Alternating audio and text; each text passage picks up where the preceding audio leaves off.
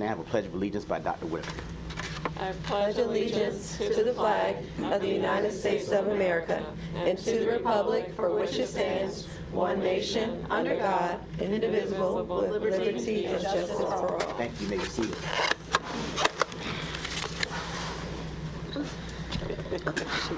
And we will now have the mission statement by Dr. Whitaker.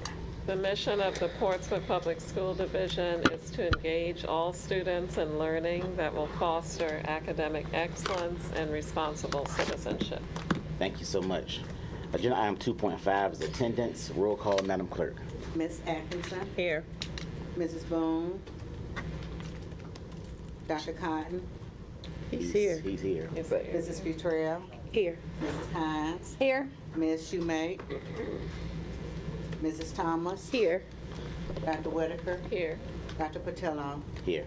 7 members present. Thank you so much. And Ms. Boone won't be present tonight. She had to work. Before, I'm going to ask for a motion in agenda item 2.6. I would like to make a change to the agenda. I would like to move the closed session to the end of our meeting and also include a nutrition presentation by Mr. Riddick and also have our Starbase presentation moved up to agenda item 4.2. Move to accept the changes, recommended changes to the change in agenda. Second. Do we have any discussion? Seeing none, roll call vote, Madam Clerk. Ms. Atkinson, Yes. Dr. Cotton, Yes. Mrs. Futrell, Yes.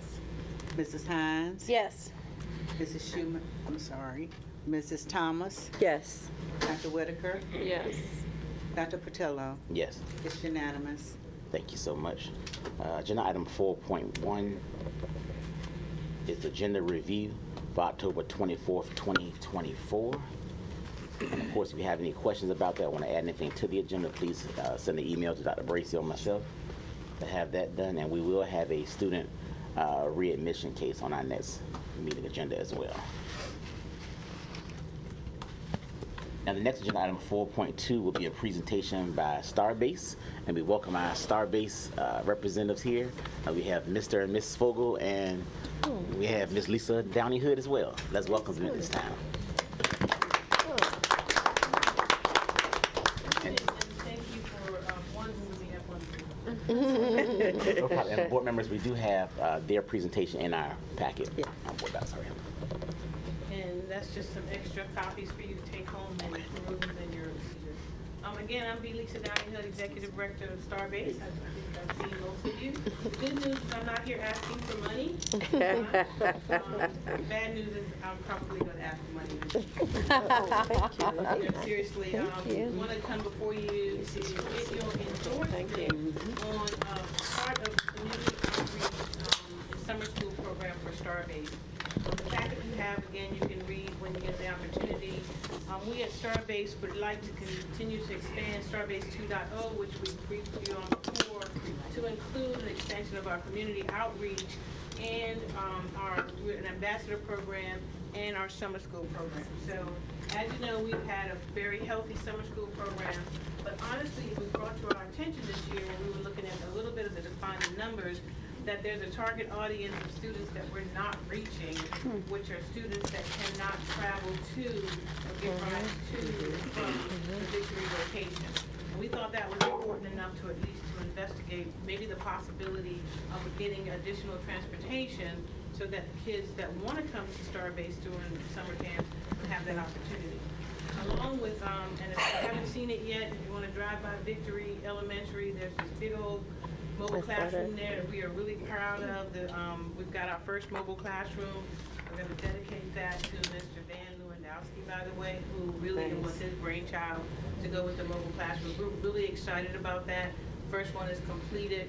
It will be used as the primary med lab for our 8th grade students as a continuation of Starbase 2.0 for med base.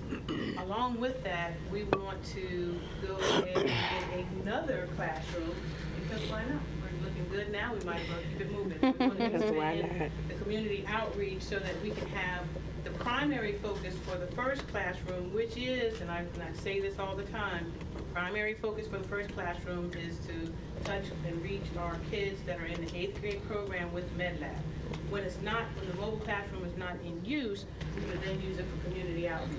But as you can imagine, with us going to all of the middle schools and scheduling that, the primary time of the mobile classroom would be expended in the schools, which is where it should be, and we're good with that. So in order to expand our community outreach, we would also like to purchase another trailer. So the good thing is, Mr. Fogel figured out all the kinks and how to get that done. So the price tag is a little under $300,000, so we'd like to go ahead and do another one. The third piece of this proposal is part of our community outreach program, which talks about the ambassador program. And the ambassador program would be a volunteer workforce that would work with us. We're looking maybe for retired educators, retired STEM professionals that would come in. We would train them on the star-based history, what we do, our purpose. We would also train them on how to do some of the interactive games and demonstrations that we do. And then we would deploy that workforce team out into the community. So what typically happens is your very dedicated staff at Victory goes overtime, going to schools, going to PTA meetings, going to community outreach events, and we want to be able to supplement their time that they do. And I have to say this because they are a very dedicated team, and they don't waste any time in spending extra hours to go out in the community and share the love of STEM. We know that that can be a lot on any educator, and their primary focus really needs to be working with the children. So if we can comprise this volunteer workforce, then we'll be able to have those people go to our community outreach events, our partnering events, and I can honestly tell you that we are getting a lot of looks right now. The Virginia Beach Organization of Families that Support Autism, they're interested in what we're doing in our model. There's another King's Daughters group over in Norfolk. They're interested in looking at our model. There are other special needs organizations that are looking at our model. So, and even on the drive down from when we purchased the mobile classroom, they had school districts coming down from that area looking at the star-based mobile classroom. So it's getting a lot of looks, and we want to continue to promulgate that opportunity. So I said all that very quickly to tell you that we are going to go to, with your endorsement, we'd like to go to the General Assembly and ask for $419,500. Good news is, I'm not asking for $4.6 million the first time. Apparently they did not hear me. But this time we're only going to go for $500,000, and this would be to fund these three programs. So basically look at getting another mobile classroom to expand our program, stand up the ambassador program, and then supplement what we would need for summer school. So with that, I'm happy to take any questions. Again, we're asking for your endorsement. We have reached out to City Council. And I want to remind you that City Council was very generous in giving us $300,000 last year. And if you know me, you know we're asking again. So we put in another plug for another $300,000 from the city. And that $300,000, as a side note, is really to go before professional development, because we thought it important, Dr. DB, Dr. Bracy, and other conversations, that we invest a portion of that money to educate our educators so that they are prepared to do STEM excellence inside the classroom. So a lot of that $300,000 that we're asking for this time is actually for professional development through our Teachers Academy and other venues. So we're expecting to get that $300,000.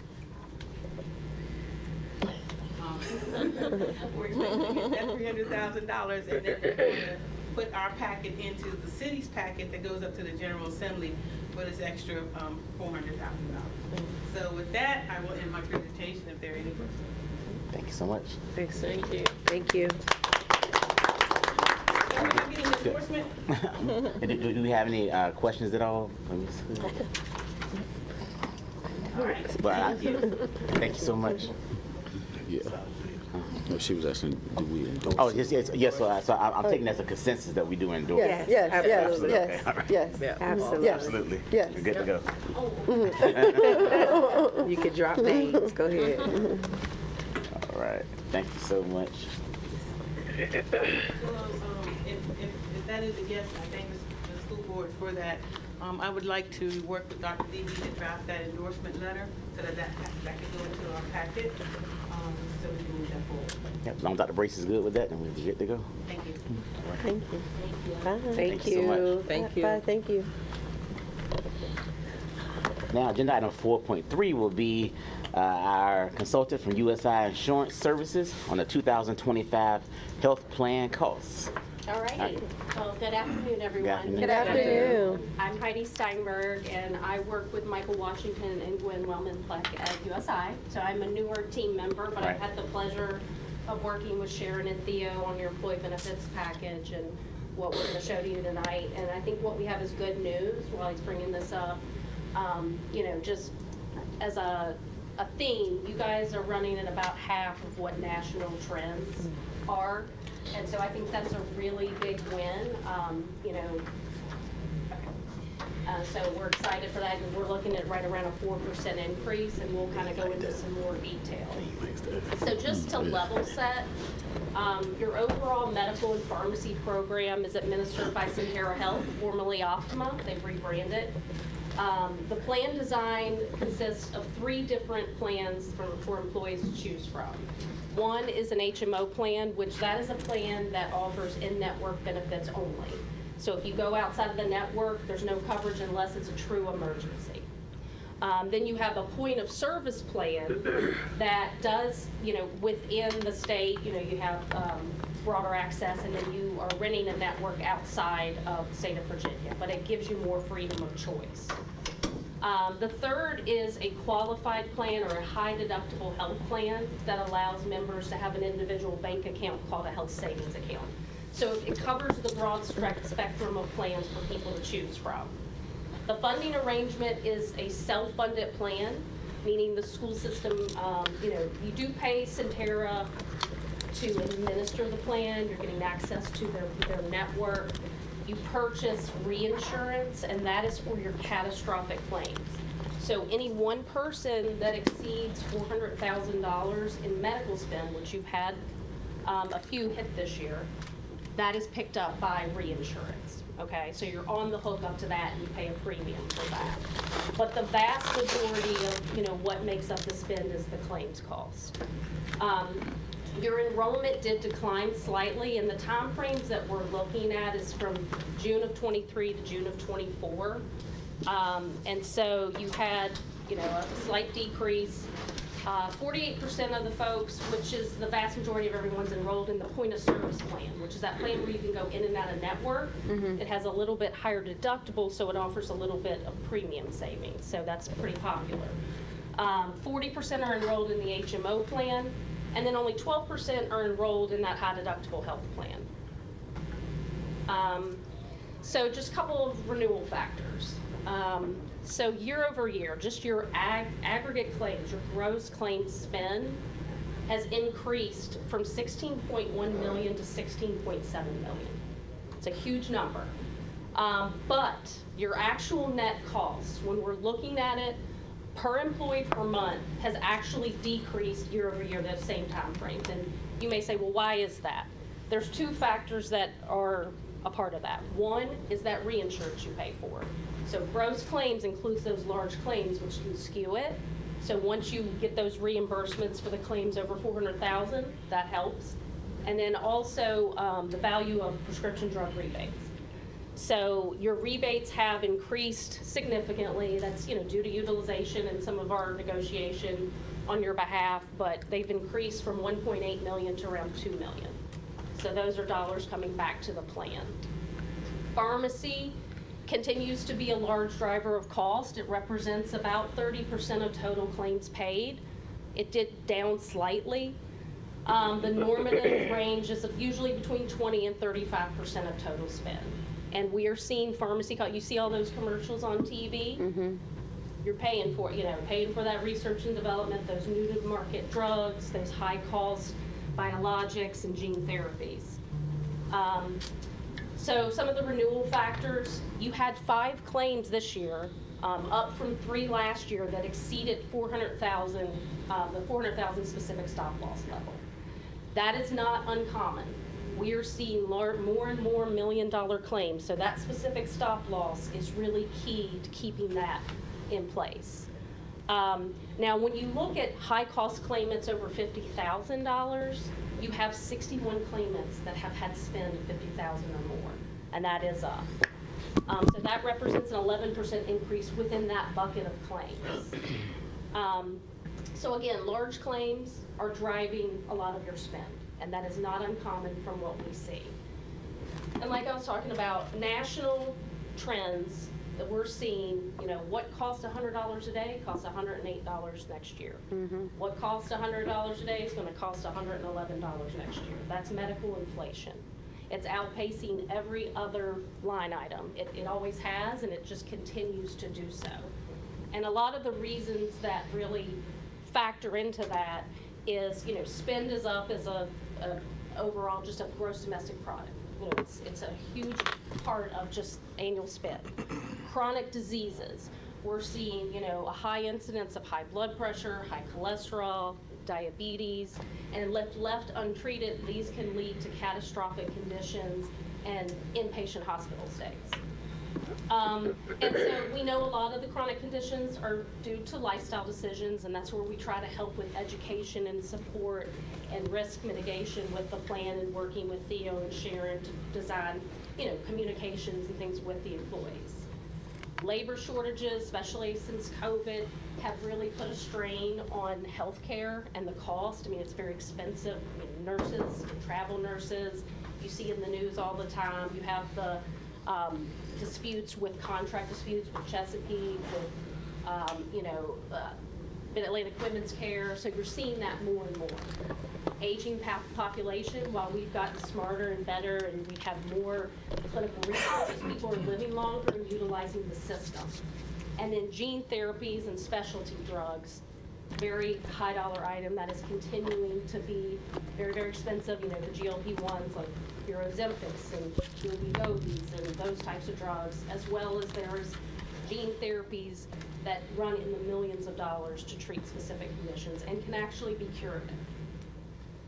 So I say all that to say, all these things play into what's going on within the healthcare spend.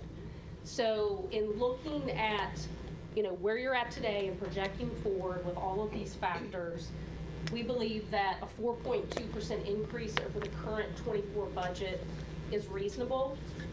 So that is about a $768,000 annual increase. And again, that's a big number. We understand that. One thing to keep in mind is that you are running at less than half of annual or national trends. And if you look at it on a historical basis, you know, we have from plan year 2017 to current. If you look at just industry trends that have remained, you know, around 8%, your final increase every year, with one exception in 22, has ran about half of that. So your 7-year average has ran at about 2.5%, which is a really great achievement. And the fact that you have been able to sustain that and keep employee contributions unchanged for 5 years in a row, and medical plans unchanged for 5 years in a row, 6 years in the coming years, we're able to do that, is a really huge achievement. I've been doing this a long time. I've worked with a lot of employer, public sector, private. I don't get to tell this story very often.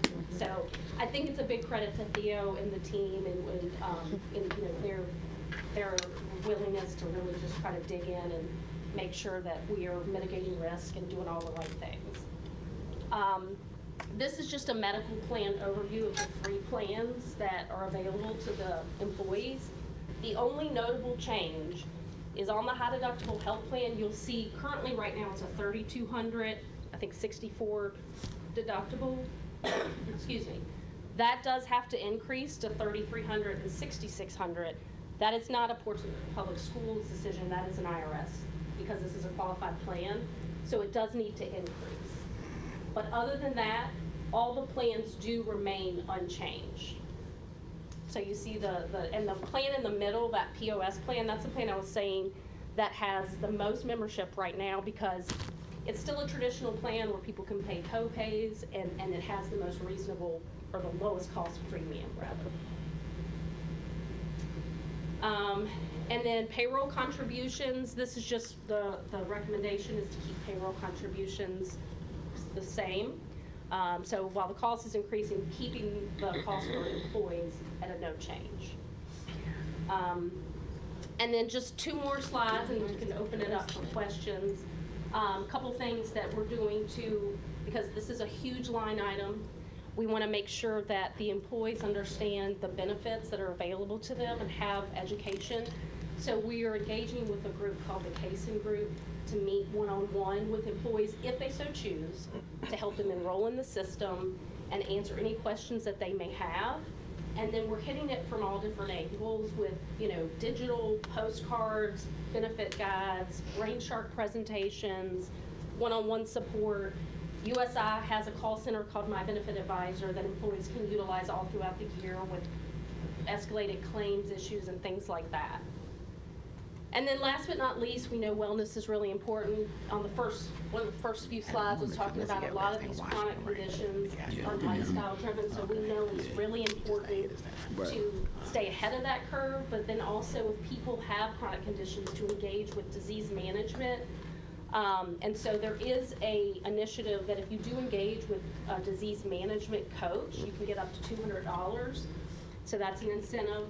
There is a preventive pharmacy rider that is no cost to employees, and that's just removing barriers to care for employees so they can take medications like their necessary diabetes or, heart medications that are considered preventive. There also is a pre-diabetes educational program, which you have 130 employees enrolled, and really the whole purpose of that is to get employees engaged and incentivize weight loss, because that has so many implications to a lot of different factors of health. So 847 pounds lost, which is awesome. There's also a diabetes management program that provides access to, a coach as well as A1C kits to monitor. And then we have detailed communication campaigns to help folks with all different facets: weight management, disease management, the importance of preventive care, mental health awareness, accessing the EAP, the Employee Assistance Program that's in fact embedded in the Centera Health Program. So I went through that lightning fast. I know y'all got a lot on the agenda, but what questions do you guys have for me? First, I just want to say thank you again, and also thank you to Mr. Falk and his team, and how they handle our healthcare plan and his budgeting. I'm not sure if you realize it, but he budgets for a 5% increase in healthcare costs, so we can handle those types of increases when they come. So I want to thank him and his team for their diligence in doing that. Do we have any questions? Sarah? In all of these, thank you for the presentation. In all of these initiatives, is there a dietitian that is with any of these? I think they're more counselors, like, I don't know if they're actually certified dietitians within the Centera Health Plan. Okay. We can verify that. I don't know exactly the certifications of each of the folks that are engaging with them. I would venture to say probably because they're health system owned and they understand, but I can't say that with certainty without checking. Just a random No, it's a great Thursday night question. Yeah. No, and I think with that question, I believe it has to be like if you have a diabetic diagnosis, then you can have access to like weight loss clinic and dietitians through the insurance. Well, some insurances now just offer a dietitian for a part of their wellness, and so I have a friend of mine that's leaving to go hiking in Spain, and so for the past 6 months he's been working with his dietitian through his insurance to, really get the muscle down and to balance the fat loss. We know all about fat loss, but if you're really trying to do something specific, and I was like, well, how much does that one cost? And he's like, no, that was through our insurance. And I was like, oh, so just a question. Right. Somebody have a hand up? Okay. All right, and there are no changes in checkups for preventative for women and for females and prenatal and all that stuff is still okay. Yes. All right. Regardless of plan, Okay. no change to that. Gotta have a well, baby. But thank you so much, and thank you to the board also for agreeing to fund the cost that our employees have not had an increase in the last 5 years, and I thank you all for your diligence in doing that as well. Thank you, and please tell Mr. Washington I missed him this time. Well, and I told him he could stay home, Look, so, I you know. think this is the first time since I've been on the school board since I haven't seen him come and do this presentation. Well, he is definitely a big presence, and I'm sure he's good. But tell him I enjoyed looking at you more. But I did miss him. Thank you so much. All right. Look at PPS shines, baby. PPS shines. Look at him. We're looking right at him. Do I need to, is there a point of order here? Look, Adam, we all looked at you. You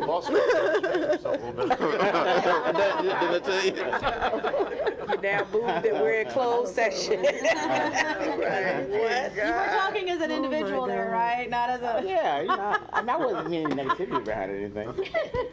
My God. My We God. keep you in business, Adam. We keep you in business. Agenda item 4.4 is now going to be a presentation by Mr. Riddick from Food Services. Oh, that's the big ad, okay. Oh, okay. Oh, Hey, Mr. Riddick, how you doing? Hello, how you doing? I'm gonna make it short and sweet.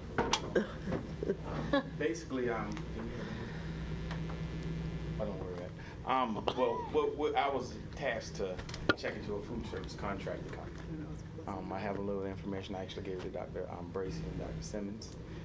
Basically, a food service contracting company would come in and basically promise us a lot of things and not do it. So I was given the number and I reached out to a young lady. Sent her 2 emails. Actually called her twice. She never responded. So I sent her an email. Copied her, Dr. Bracy, Dr. Simmons on the email as well. So she was supposed to come tonight and do a presentation for us, and I never got a response from her. Okay. And so I guess any information you passed on, we can be passed on to the board as well. Definitely. Okay. All right. Anybody have any questions at all in reference to that contracted vendors? I do. Vice Chair.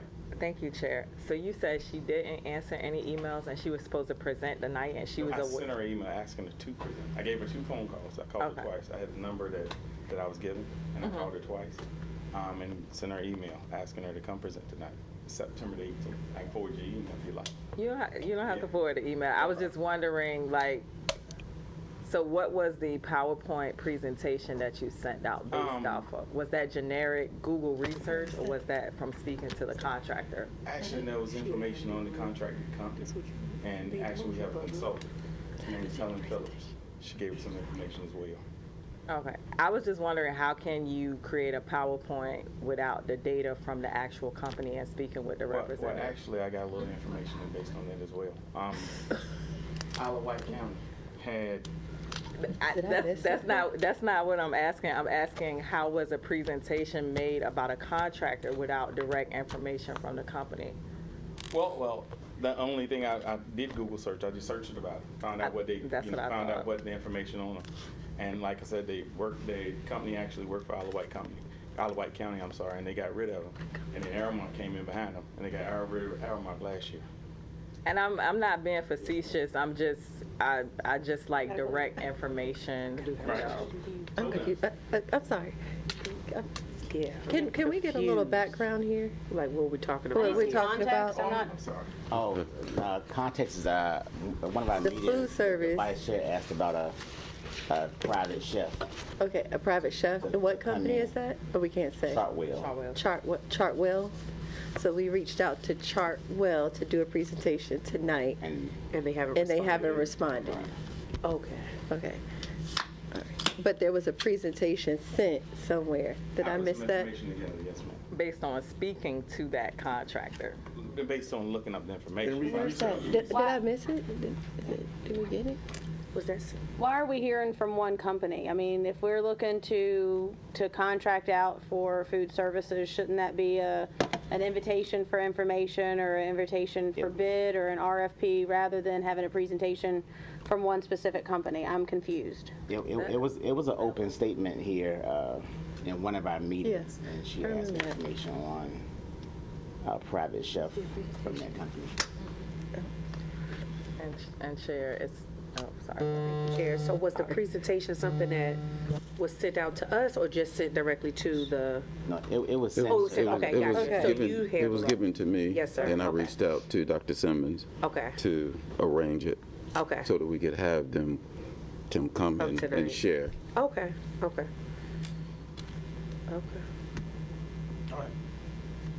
And Chair, I just want to say it wasn't specifically targeting one company. It was giving one company the opportunity to present based on when we went to the school board conference. So when we go to the school board conference, we meet with several vendors. So it was an invitation to present to the school board. But the email that I received was the data was from speaking directly to the company. So now it's being presented that there was no contact with the company. So that was my issue, that the email was presented that there was conversation with the company, not that there was missed emails and missed opportunities. And Ms. Atkinson, you're right about that. When I received that information, and matter of fact, I think we met earlier last week, and they shared that information with me, and I sent the information to them. I was under the assumption that it came by way of that meeting. But then, once I got your email today, I reached out to Dr. Simmons to find out, and he said no, they did try to reach out to the company, but didn't get any response.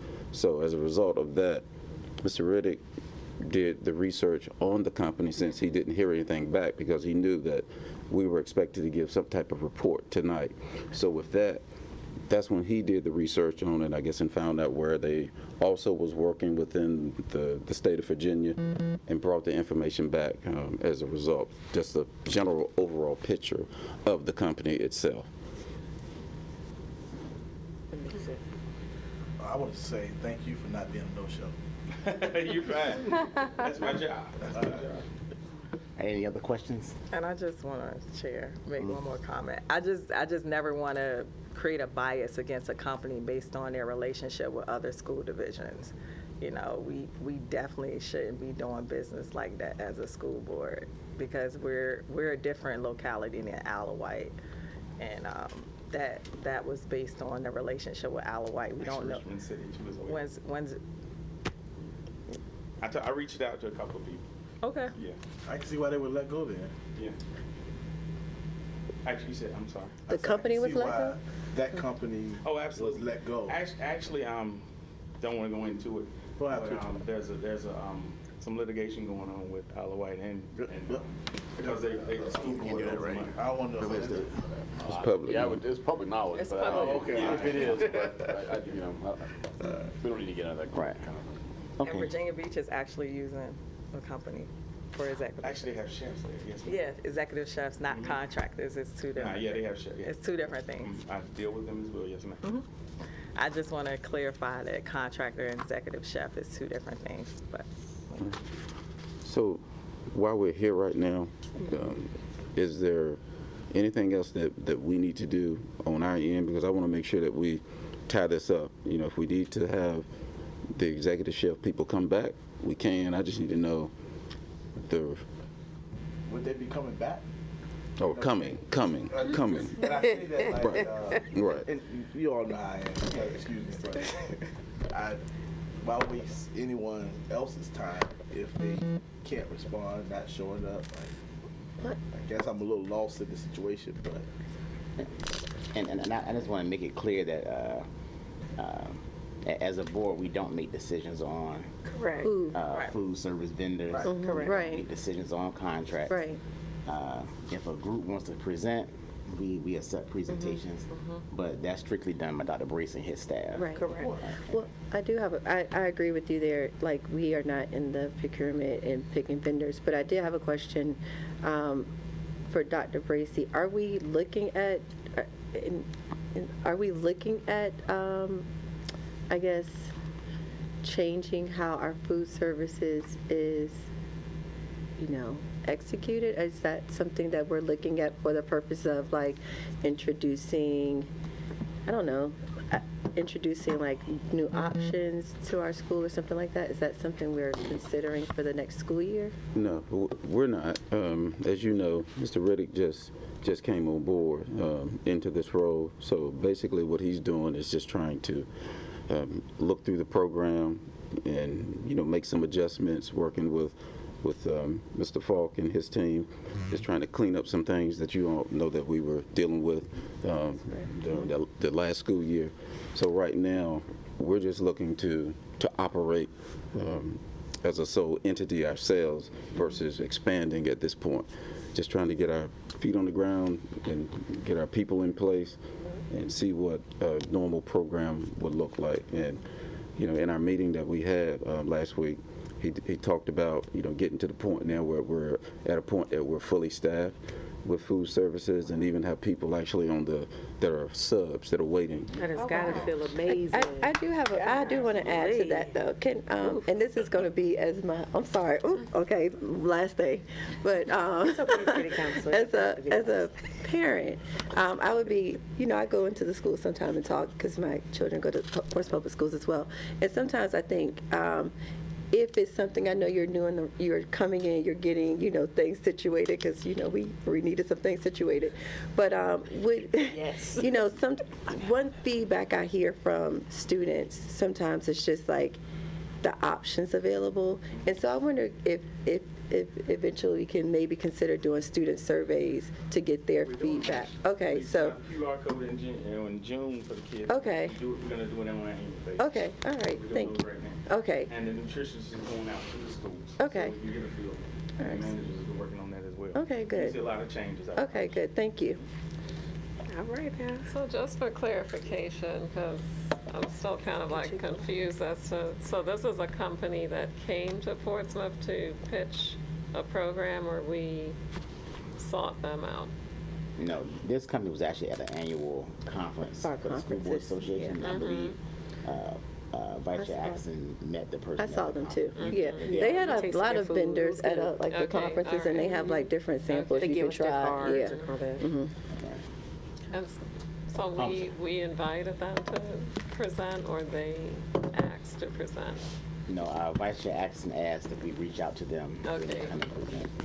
Okay, all right.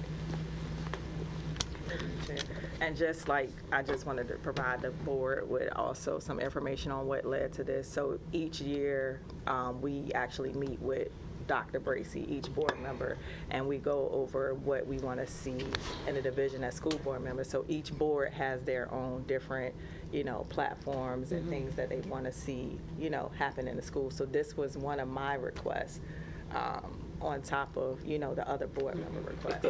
So that's what brought it about. Board member Hines may have requests regarding curriculum. You may have requests regarding children of incarcerated parents, but my request was solely based on nutrition. So that's what brought this up. Okay. And, it's still a request. All right.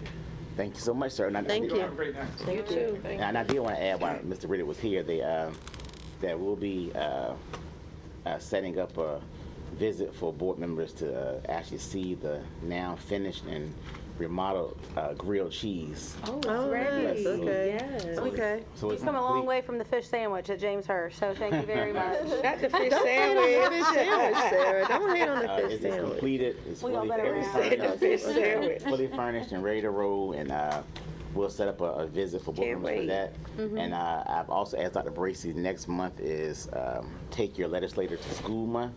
So I had the idea that we actually have our legislators come and ride the grilled cheese to Oh, yeah, our that's nice. destination. That'd be great. They can actually have a meal on a grilled cheese as well. So we're trying to set that up as well and get a date together for that. All right. Can't wait. But thank you for you and your team, hard work, and Mr. Simmons. Thank you so much. Thank you. Y'all have a great night. Me too. Shining, keep shining. I love it. Cute. Keep being shining. The result from that. Okay, here we go. All right, y'all wish me well. Y'all wish me well. Okay, you don't need love, because this is your home. Because it was like I said, Use my words again. the person who created a They're great words, that's why, Councilwoman. Have fun with them. Have fun with them. To present because that's wrong information in the PowerPoint.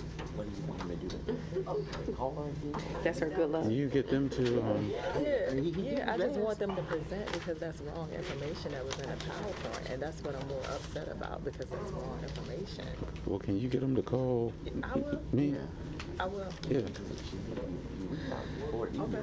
I seen it. Do we have any subcommittee reports from board members? Yes, we do. All right, Ms. We- Hines.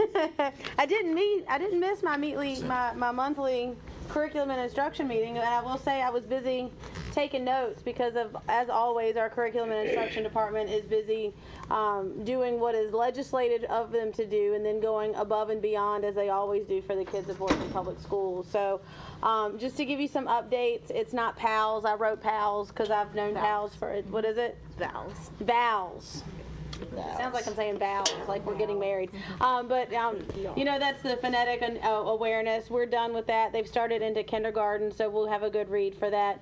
Our all-in tutoring program is on board and online, and that is built into the master schedule the same way that it was last year, so the kids aren't having to stay after, the teachers aren't having to stay after. That is that extra tutoring and that extra assistance that is there for them, and it is during the school day, which I think this board made it a big deal to make sure that the tutoring that our kids and our students needed happens there. All of our third graders get to go to Safety Town, so Safety Town is alive and well, and you can take your bike over there and ride the bike and learn the traffic laws. And I wish everybody knew that Safety Town was there to learn their traffic laws, but that's a whole nother beast.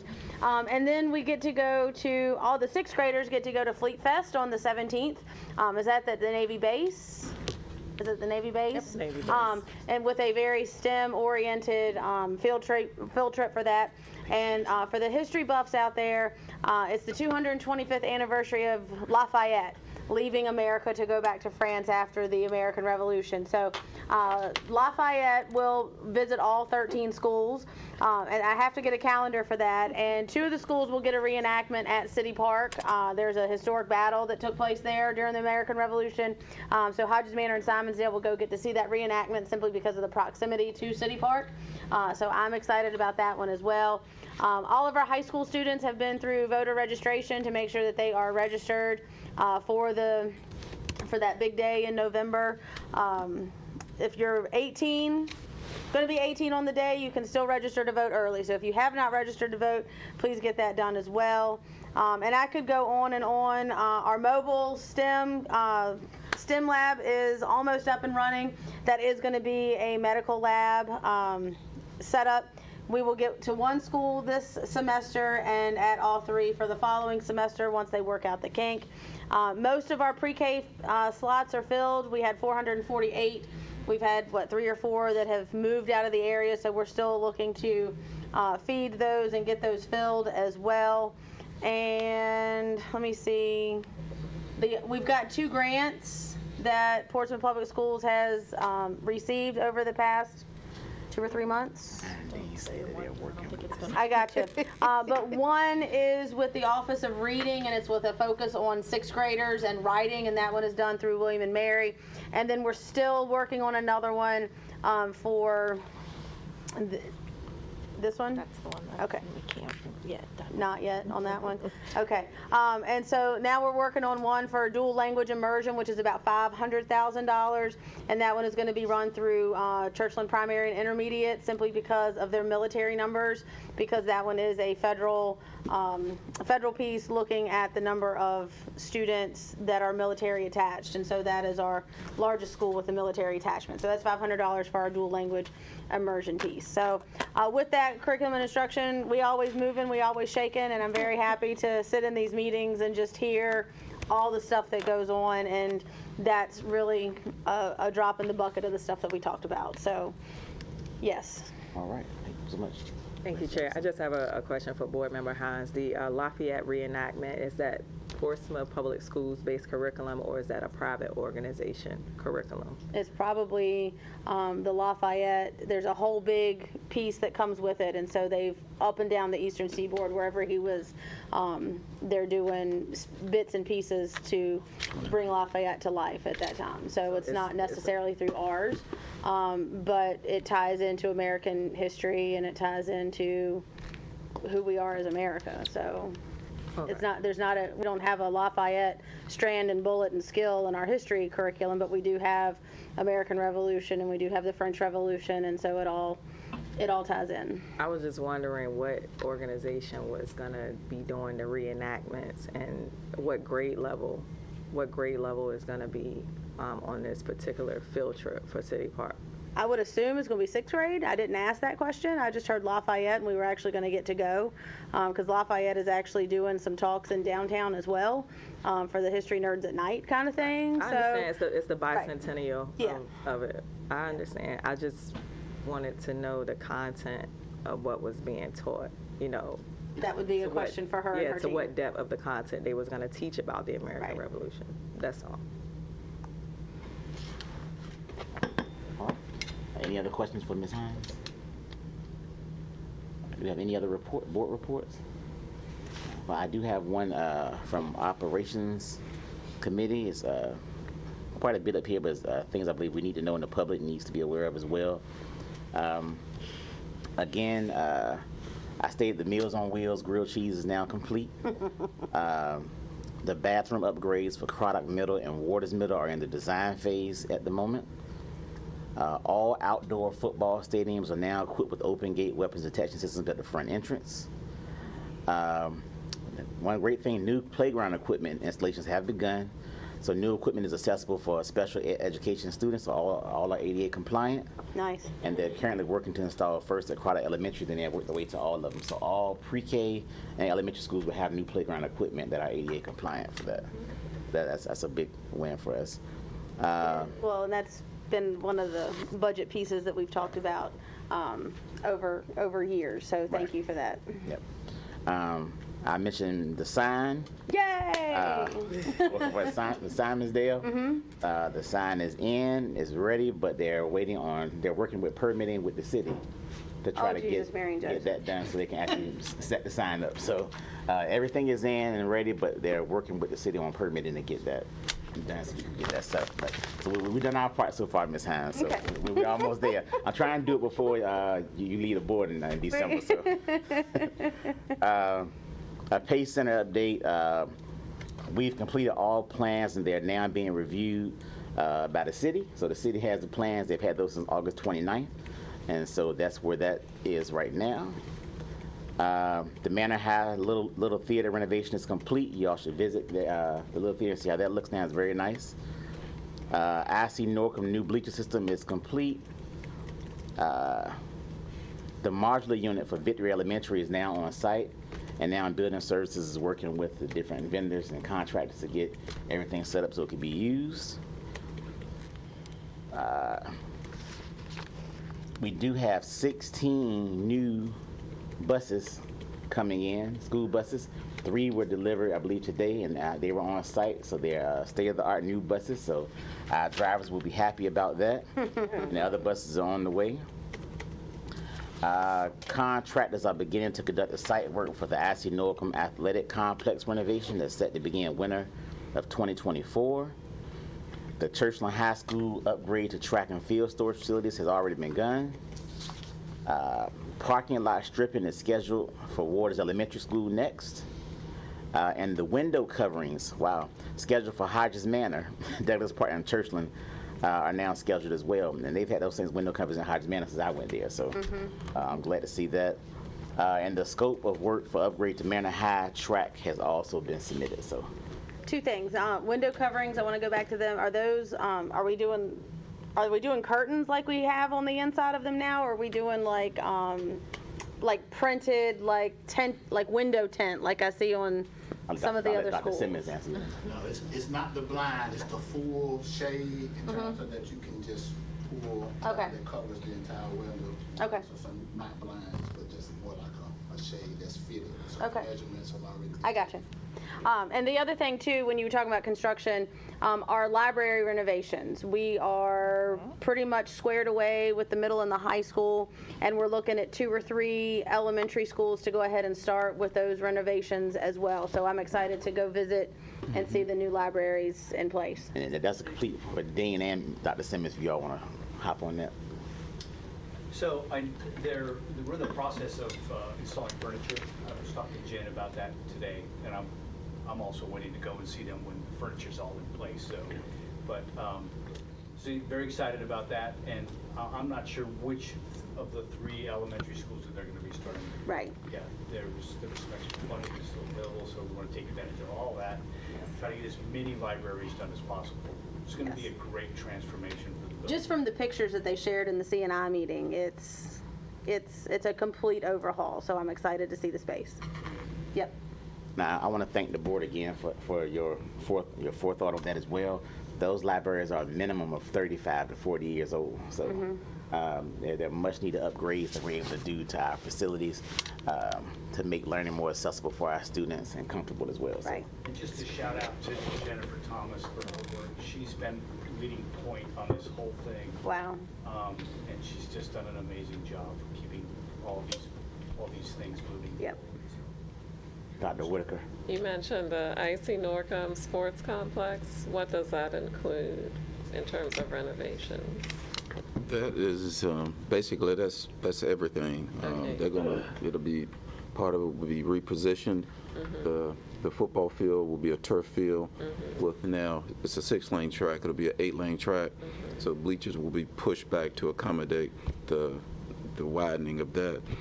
We'll also have a field house that will be built as part of that. Then the tennis courts, all of that will be refurbished and brought up to date.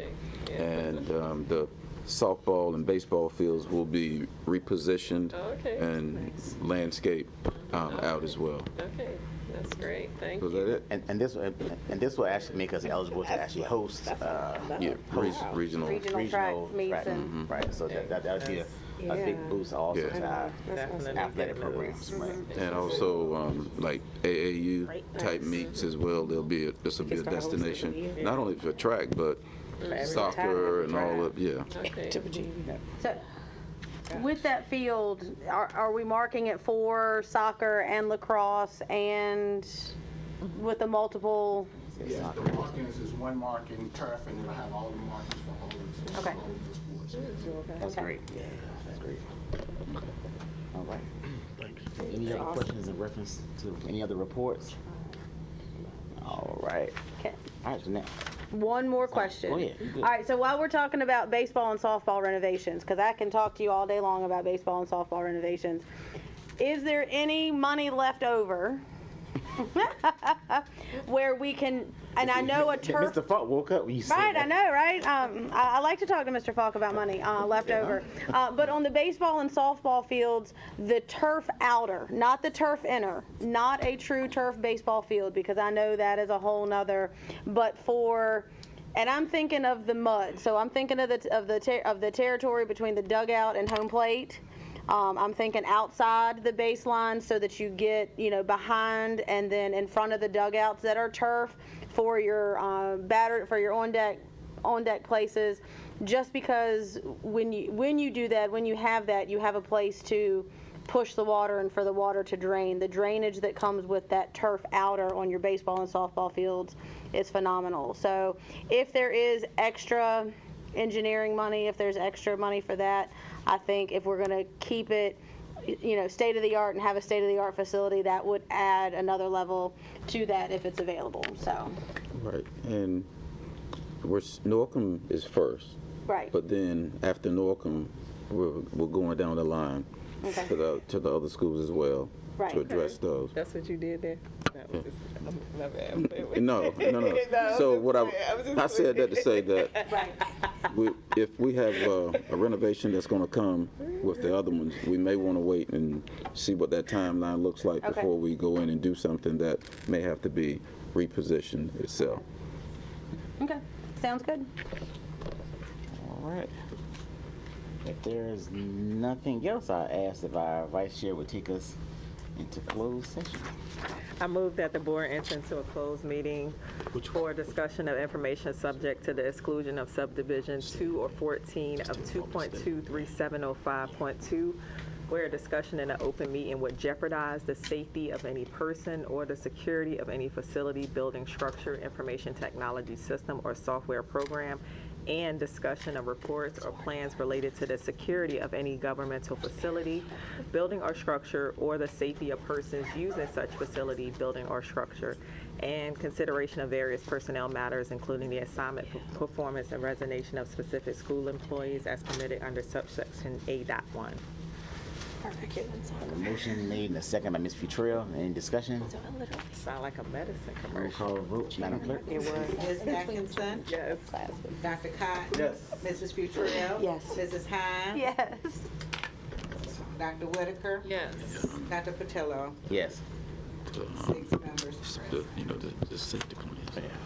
All right. We'll now enter into closed meeting. Actually, Merry Christmas to all. Have a good one.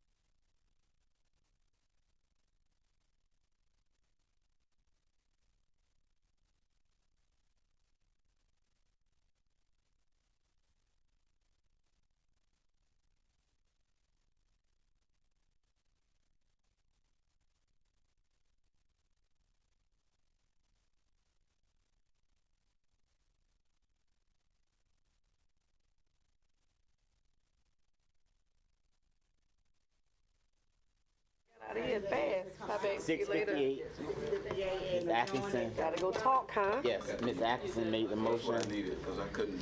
And Ms. Butrell second.